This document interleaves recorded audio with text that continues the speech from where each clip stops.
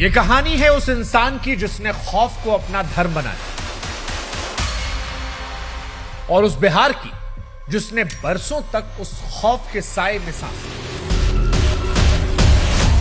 ये सिर्फ एक आदमी की नहीं बल्कि एक पूरे दौर की कहानी,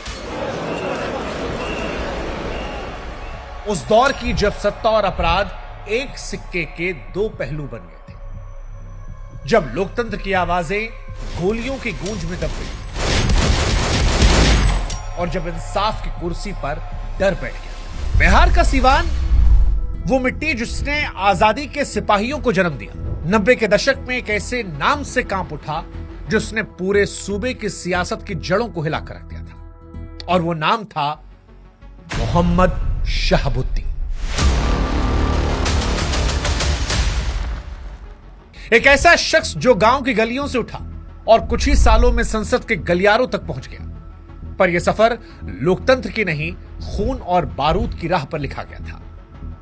वो सीवान का साहिब था जिसने कानून को अपने हिसाब से जब मर्जी आया मोड़ा तोड़ा, पुलिस को अपनी जेब में रखा और नेताओं को अपने दरबार में झुकने पर मजबूर कर दिया। सीवान में शहाबुद्दीन का नाम लेना ही खतरे से खाली नहीं था।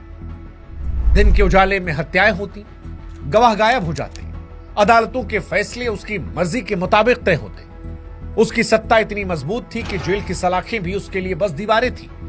बाहर की दुनिया का हर फैसला वहीं से हो रहा था। उसका घर हथियारों का गोदाम था, उसकी जुबान फरमान, और उसकी मुस्कुराहट के पीछे छिपा था डर का साम्राज्य। यह कहानी उस शख्स की है जिसने लोकतंत्र को अपनी बंदूक की नली में कैद किया और बिहार को बरसों तक खौफ के साथ जीना सिखाया। यह कहानी सिर्फ शहाबुद्दीन की नहीं बल्कि उस बिहार की भी है जिसने देखा कि कैसे एक नाम कानून से बड़ा हो गया।